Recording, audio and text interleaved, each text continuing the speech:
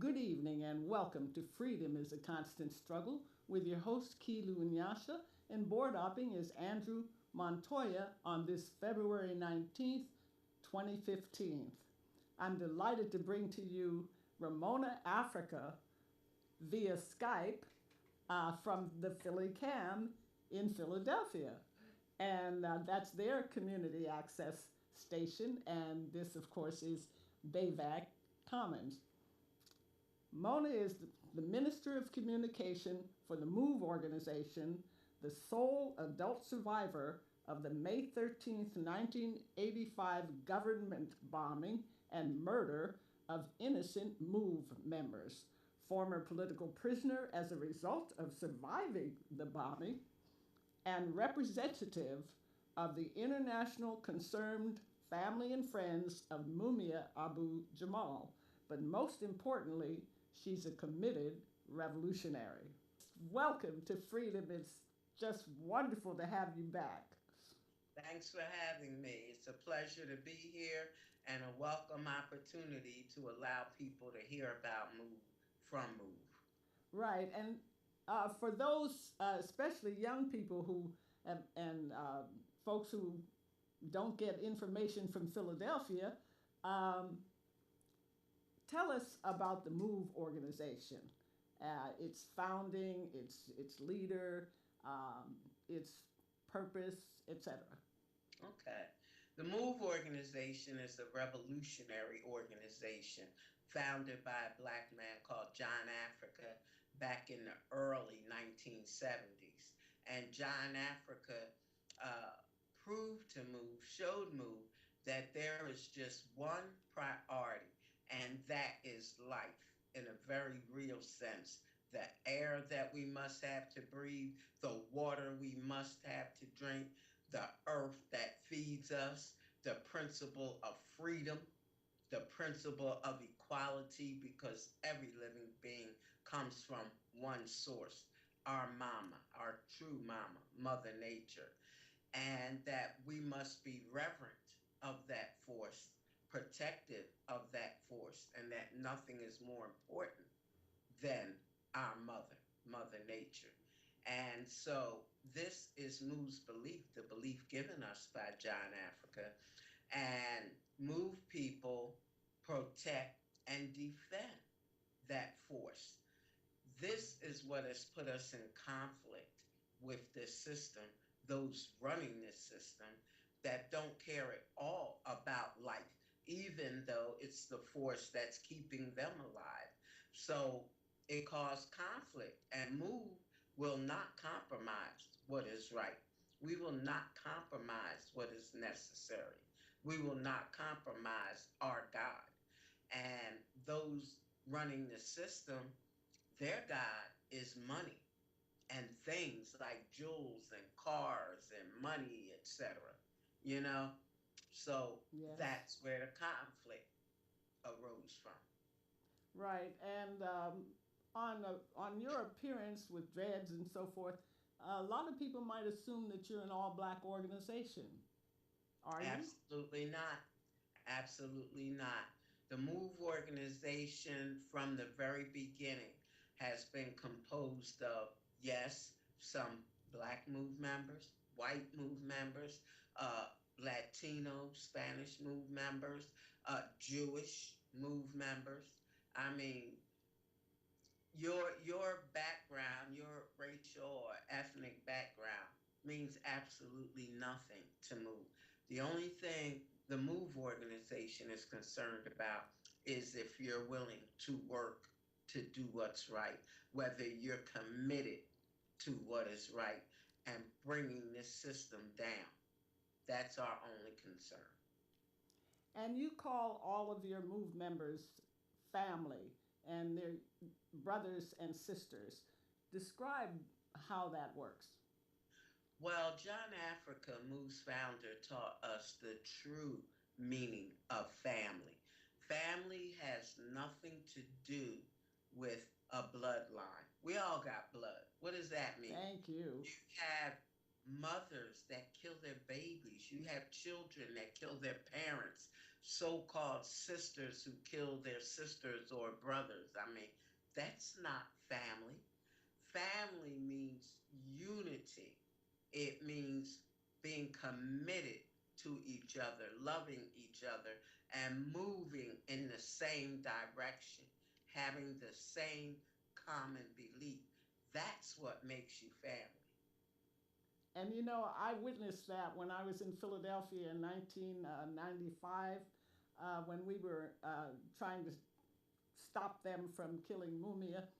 And I was blown away by the family ties, that the bonds that MOVE members had with the children, with each other, and I've admired for over 20 years now, or about 20 years, over 20 years really, how how caring you are about one another, how you defend one another and love one another. It just, if blood families cared about each other and loved each other as like MOVE did, there would be a whole different world, I think. Absolutely. And, the foundation of our belief, the foundation of everything we do I can hear. is love. Everything we do out of love. People uh, may have been convinced into thinking that we're violent, we're crazy, and all we want to do is fight and jump on people. That is not true at all. Our belief is love of life, love of ourselves, love of each other, the foundation of love. That is the foundation of revolution, because the foundation of this system and those running it is hate. It's hate. And Absolutely. that doesn't do anybody any good. It's destructive. I'm having a little trouble with hearing Mona, Andrew. Okay. Um, I want to talk about the 1978 August um, so-called shootout, whereby 9 MOVE members wound up in prison with sentences from 30 to 100 years. And we've already lost 2 MOVE members who died in prison, Merle Africa, who died in 1998, and Phil Africa, who died this year, January 31st, I believe. 10th. 10th, I'm sorry. Mm-hmm. 31st was a celebration, and that's what I had in my mind. Yeah. And will you talk about that? And then I want to share a commentary by Mumia Abu Jamal in tribute at the celebration of his life. Great. Briefly, Mayor Frank Rizzo at the time had a serious problem with MOVE, because MOVE, was on him, exposing him, literally exposing this system that he represented. And he was determined to get rid of MOVE.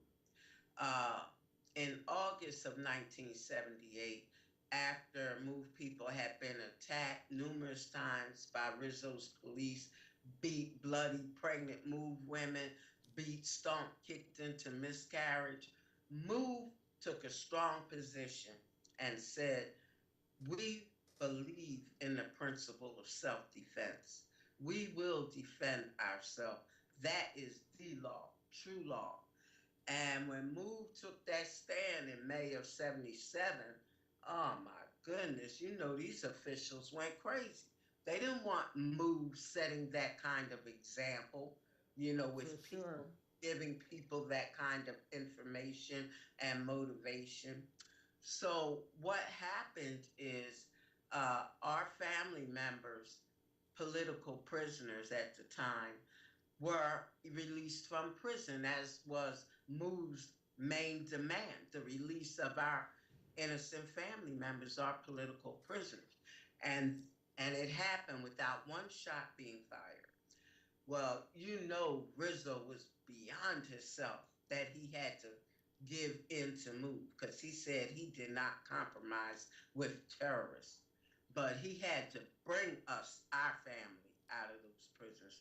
So he was so mad, so angry that he built up this lie about our home having housing code violations and that Move had to vacate our home. Now, the strategy of John Africa really exposed them because most Move people, a lot of Move people, were sent on other activities in Virginia, Richmond, Virginia, in upstate New York. But when all Move people had not left our home by August 1st of 1978, uh, warrants were issued for all Move people that were known of at that time, people that the government knew was not in that house, but they issued warrants for them anyway. And in the wee hours of the morning of August 8th of 1978, hundreds of cops armed for war vamped on our home with a plan to kill. We want to make that clear. This was not an issue of them wanting to come and arrest Move. This was a plan to exterminate and annihilate the Move organization. You know, um, they shot thousands and thousands and thousands of rounds of bullets in on Move. They tear gassed our home. You know, they uh, use deluge hoses, that the firefighters use to fight fires. They pumped our home with close to 6 feet of water. They knew that all Move people were in the basement of Move headquarters.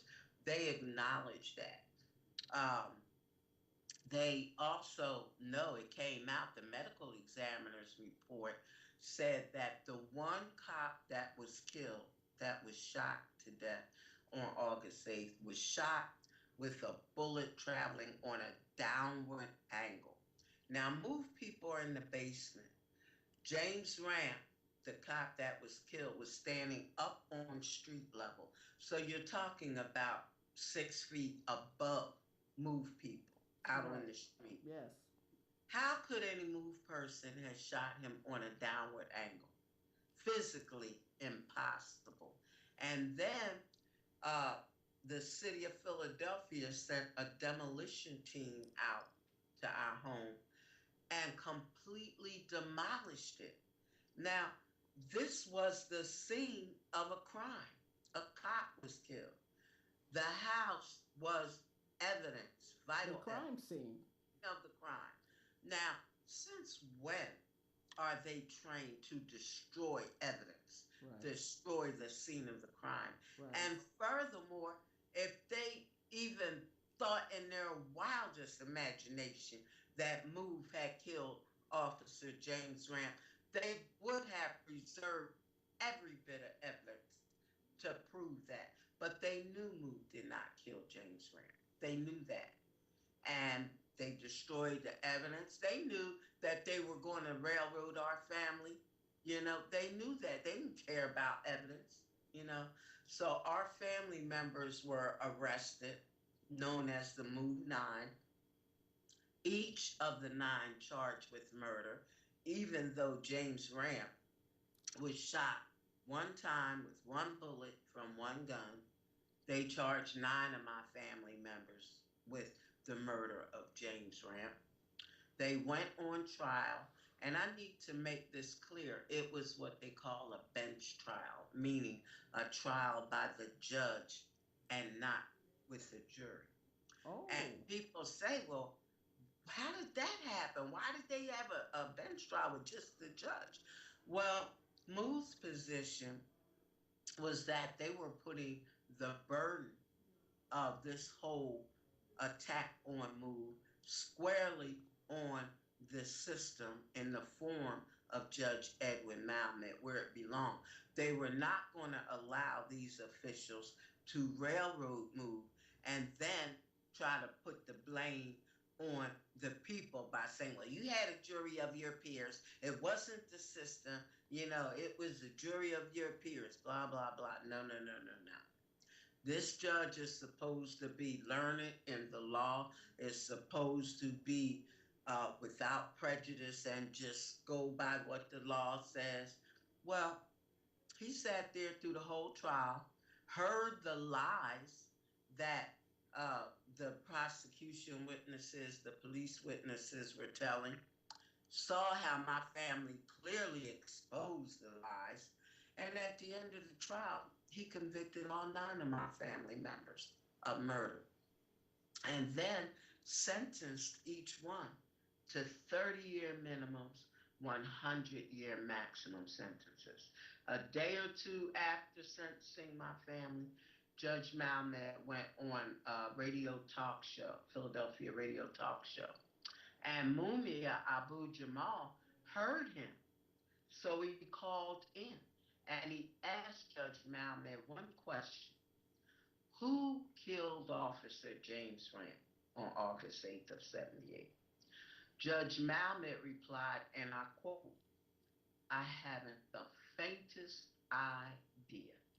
Now, that's what he said after convicting my family members and sentencing each of the 9 of them to 30 to 100 years in prison. Now, how do you get past that? What possible explanation is there of that?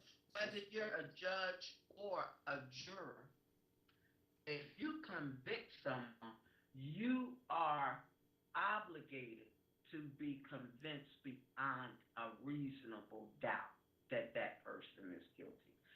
Saying you haven't the faintest idea does not imply that you're convinced beyond a reasonable doubt.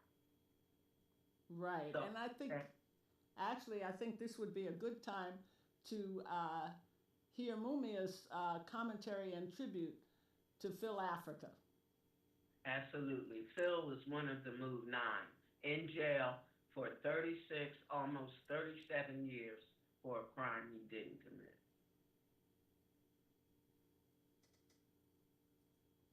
Brother Phil Africa, Move member, 1956-2015. He was born William Phillips on January 1st, 1956, but few people called him by that name. Most people knew him as Phil, and after joining the revolutionary naturalist Move organization in the early 1970s, most called him Phil Africa.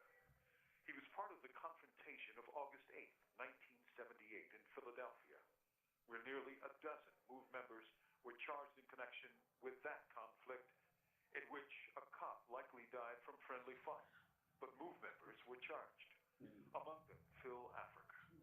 Phil was among 9 Move men and women charged with murder and convicted in a hotly disputed trial of third-degree murder. So disputed, in fact, that several days after trial, Judge Edwin Malmed would admit in a locally broadcast interview that he hadn't the faintest idea, his very words, who killed the cop. The 9 Move members were sentenced to 30 to 100 years, the longest in Pennsylvania history since third-degree murder became law in Pennsylvania. Judge Malmed reportedly acknowledged the illegality of such a sentence, telling them that it may be reversed on appeal, but for now it would hold them. It appears Malmed believed the state appellate courts were fairer than even they believed. Not the people named Africa, it seems. For today, 37 years after the events of August 1978, the fact that 7 remaining men and women are still in prison is nothing short of a scandal. The Move men and women should have been free at least over 7 years ago when they reached their minimums. But this is Pennsylvania, where madness passes as normality. Phil lost a son back in the mid-70s when police trampled his child, Life Africa.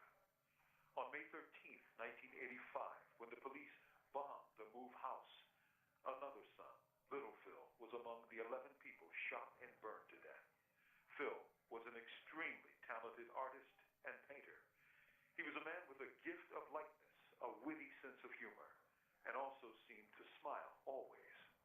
Phil Africa, MOVE member, will be long loved and remembered by his wife, Janine Africa, by his MOVE brothers and sisters, and by many, many prisoners. Phil lived through 59 cycles of planet Earth before being returned to his mother. From Imprisoned Nation, this is Mumia Abu Jamal. And of course, that was Mumia Abu Jamal with a tribute to Phil Africa, who died mysteriously on January 10th of 2015. I'm interviewing Ramona Africa via Skype from Philadelphia, PhillyCAM. And so we're back. Mona, I want to ask you to talk about Phil and who he was. Describe him. He's a father, he was a husband, and a wonderful person from everything I've heard. And I would just like to say that I received a beautiful, one of his wonderful paintings. Phil was indeed a father, a grandfather.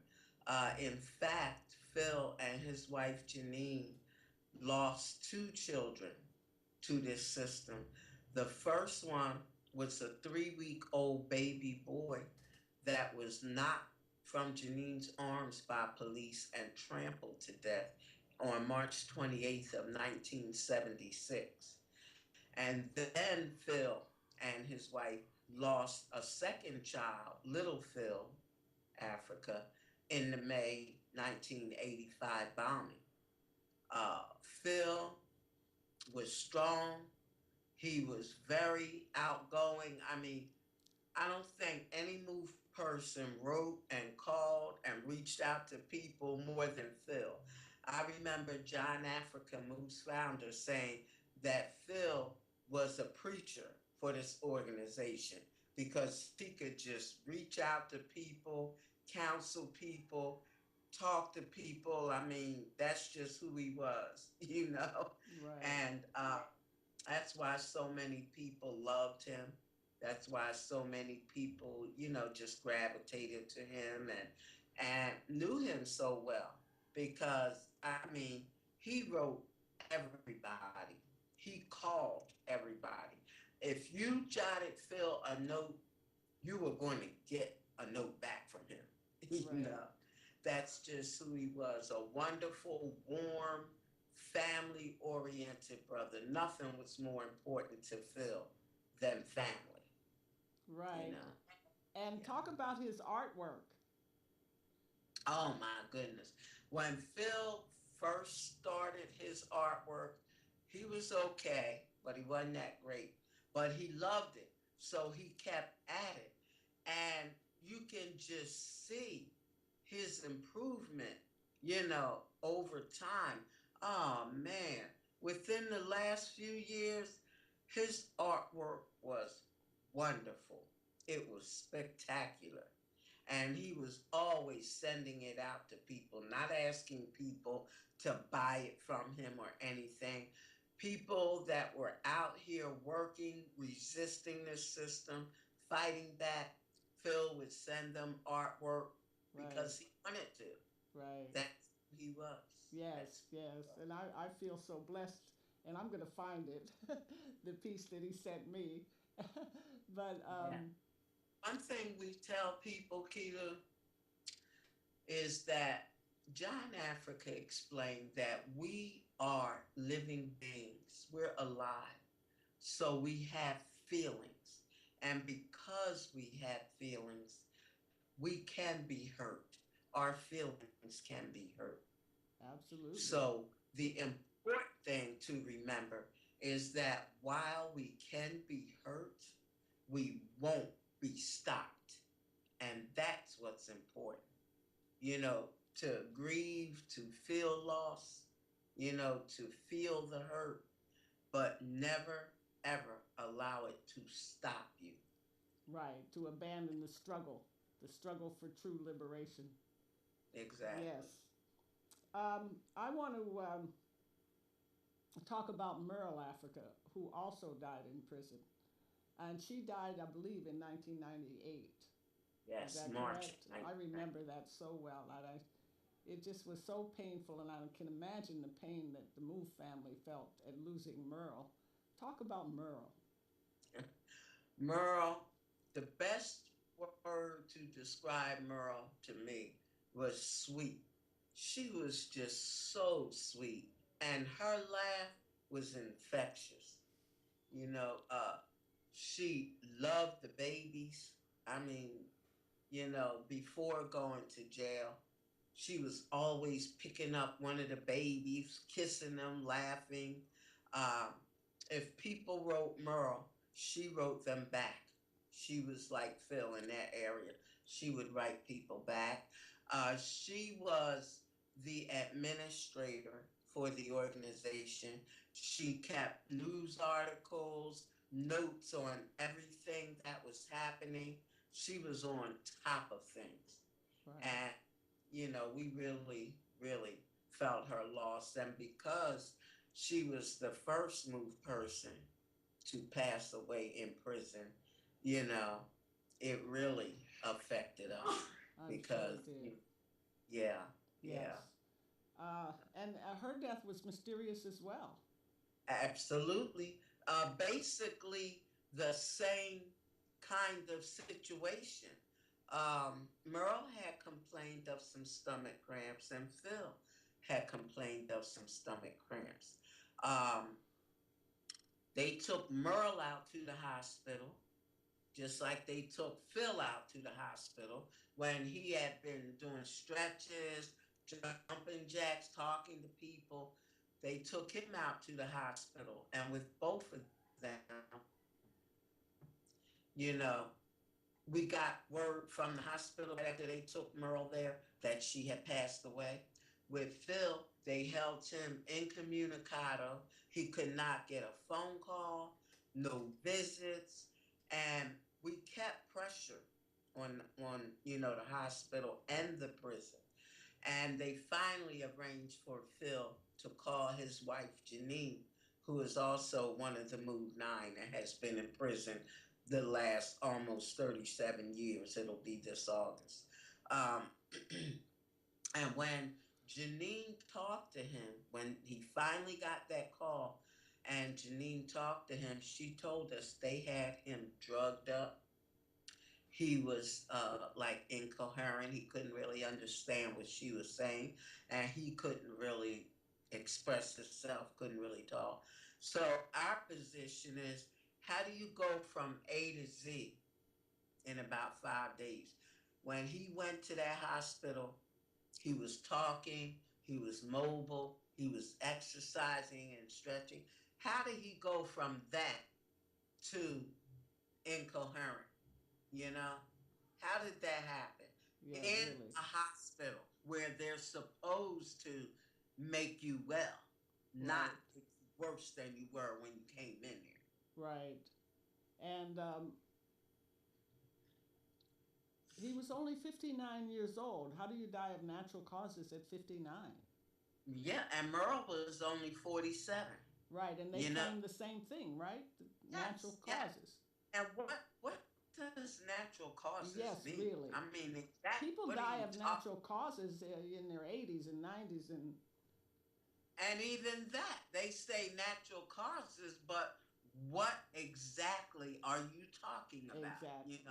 Exactly. That's why we are really serious and upping our activities to bring our family home. Yes, We because don't want to see another move person die in those yes, prisons. there's still Or seven Move other members. political prisoner or any other political prisoner because too many have died in prison. And this country here, it goes crazy talking about ISIS and how they're saying ISIS, is killing people, assassinating people, you know. Well, they dropped the bomb on Yes, my let's. family on Move and burned babies alive. So what are you talking about? How do you dare point your finger at somebody else? How do you do that? let's talk about the 1985 bombing of Move. It just kind of blows your mind that they literally dropped a bomb on Move Organization May 13th, 1985. Let the fire department and the city officials allowed the fire to burn 60 row houses, 60 or 61 row houses owned by black people in Philadelphia. And 11 Move members died in the fire because every time somebody came out, they were shot. He or she was shot at. The 11 people included 5 children, and only you, Ramona Africa, and Birdie Africa, a child, survived it. And you survived it with some serious burns. Yeah. And were charged with everything and had to do 7 years in prison, and you had to do 7 years because you refused to renounce Move. Will you talk about that? Okay. The very telling part of what happened on May 13th is the fact that the fire department, who was out there from the very beginning, putting tons of water in our house on us uh, as the first mode of attack. I mean, for hours, they poured water in our house with their deluge hoses. But at the point that the bomb squad dropped that bomb on our home and it ignited a fire, and they admit that they knew that there was a fire on our roof, they did nothing to put the fire out. They did not turn those same deluge hoses on our home to put the fire out. And it makes it clear that their intent was to kill, not to arrest, but to kill every living being in that house. I know. When we realized our home was on, what happened? I don't know what happened. Just if you could just reiterate that last part, and thank goodness this isn't live. Yeah, he'll have an editing job, but we'll work it. Okay. You can go ahead. Okay. Um, it's very telling that their intent was to kill every living being in our house. They were not out there to arrest us because when we tried to get ourselves, our children, our animals out of that blazing inferno, once we realized that our home was on fire, the police, the cops in the back, started shooting at us. They did not intend for anybody to survive that attack. They planned to kill everybody in our home, just like they did in 1978, which is why in 85 they came with a bomb, because they were pissed off that they didn't kill Move people in 78. So they came with a bomb in 85 because they were determined to do what they had failed to do in 78. But meanwhile, our family members, the Move Nine, Mumia Abu Jamal, and numerous other freedom fighters are in prison, had been in prison for decades, being called murderers, but nobody involved in the murder of my family did a day in jail. They were never even charged with anything. And they burnt babies alive. Mona, yeah. Real murderers. Yes, they are murderers. Um, talk about the lawsuit that was filed in what year? The lawsuit was filed in 1986, I think, and did not go to trial until 1996. And that was after I had gotten out of prison. during my maximum sentence. Um, And you did it 7 years. And you did 7 years in prison. yeah, yes. Um, there was a long list of defendants in that lawsuit. I mean, the mayor, the state police, the Philadelphia police, FBI, who supplied the C4 military explosive that they dropped on us, the managing director. I mean, a long list. By And the the mayor time was, what's his name? Good. Wilson Good, Wilson Good was really bad. And he was a Negro. yeah, yes, Is a yes, Negro, I should say. yes. Um, by the time we went to trial, the courts had dismissed with immunity everybody in my lawsuit except the police commissioner, the fire commissioner, and the city of Philadelphia.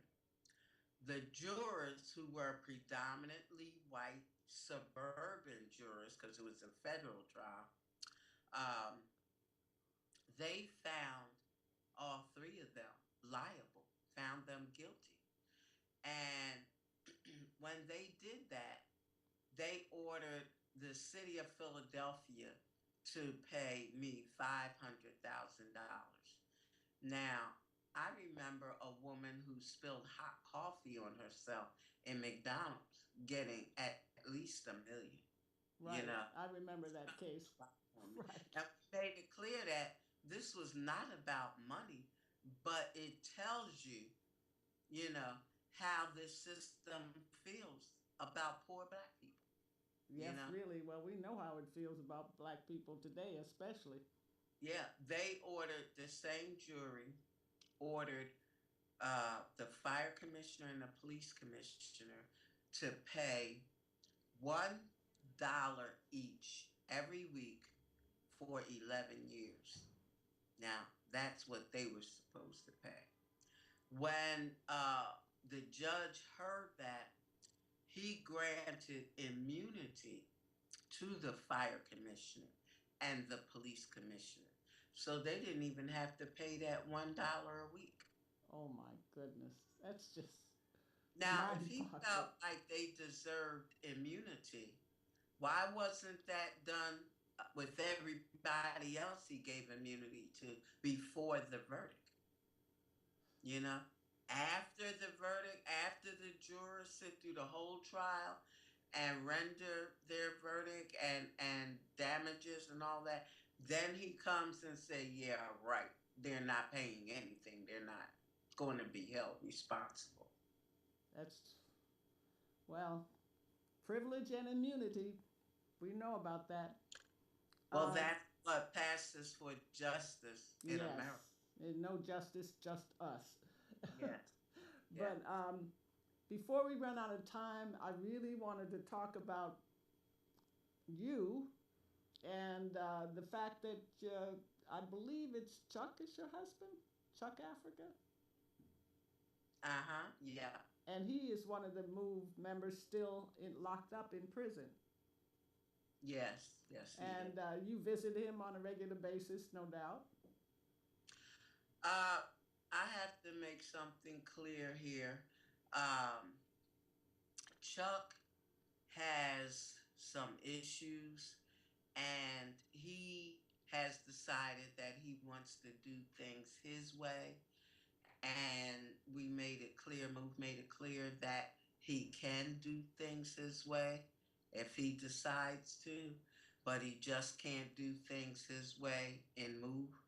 That we go by the strategy, the teachings of John Africa. So Chuck is having some issues right now, and you know he has to work that out himself. Oh, I see. Yeah. I'm sorry if I touched on He it. just has to make it clear because people that might be in touch with him, we can't afford to have them thinking that he's doing things Move's way, that he's committed to Move when he's not. I see. I see. Yeah. Okay, so um, the other, the last question I had, or that I wanted you to talk about, was children.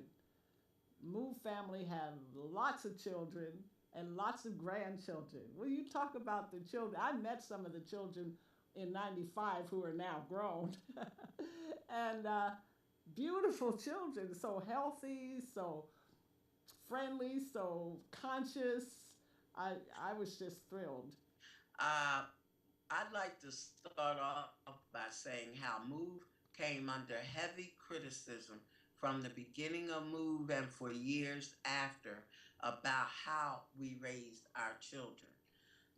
People had their opinions about what we should be doing and should not be doing with our children. Right. But proof is in the pudding.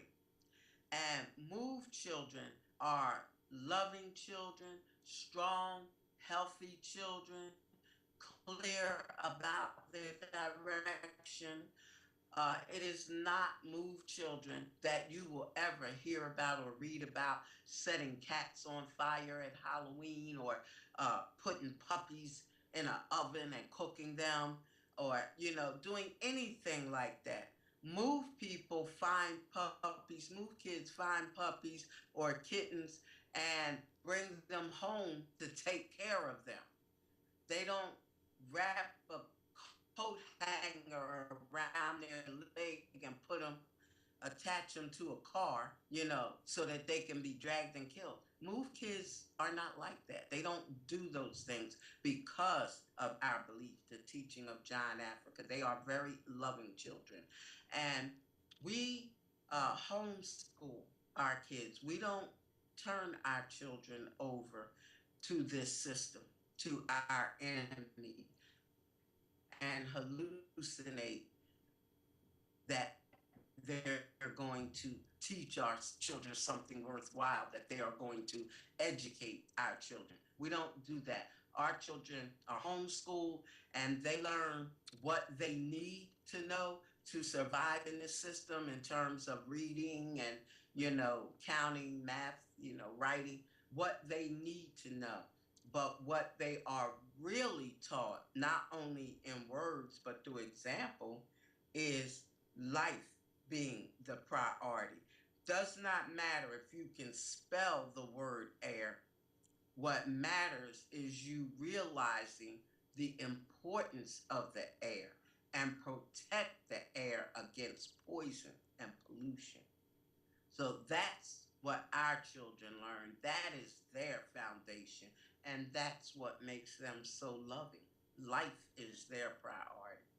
Right, and they learn to share and they learn to love one another, to love animals, to love humans, to love life.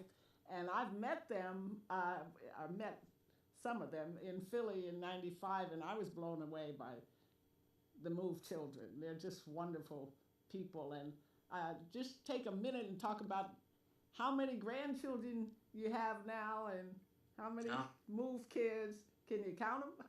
no, I can't. I don't know exactly how many, but I would say at least 35, maybe, if they're all added together. 35 grandchildren? Children and grandchildren. All right. Well, that's wonderful to know because we need more life lovers in the world. Absolutely. And it is an example to this system because they thought that May 13th was like the end of Move, that, we would never recover or anything. But Move is stronger today than we were 30 years ago in May of '85. And there are more children in Move today than there was in '85, you Right. know, because the family just keeps growing. Right on. Well, Ramona, I want to give you a few minutes to wrap up and, talk about the celebration that's coming up, of the anniversary and so on. Yes, May 13th of this year marks 30 years since the bombing and murder of our family. And we do something every May 13th. But we usually tell people if you can't come to Philly, Do something where you're at. Uh, this year, to mark the 30-year celebration, commemoration, um, we're encouraging people, urging people to come to Philadelphia. We want to send a message to this system. We want people to flood Philadelphia and let these officials know that people have not forgotten. They're still angry about what happened, and send that message, let these officials know how people feel about what happened. So we have a wonderful program lined up. We have a filmed message from Angela Davis, a film message from Alice Walker. Uh, we have Ward Churchill coming in, Cornell West, Chairman Fred Hampton, and just a wonderful, wonderful group of people that are coming to commemorate with us. So May 13th, 1985 to May 13th, 2015, 30 years later, Move is that much stronger, 30 years stronger. So come and join us on May 13th of 2015. I so wish I could come because I miss you and Pam and uh, and other Move members. And I just want to thank you so much, Ramona, for being our guest here on Freedom is a Constant Struggle.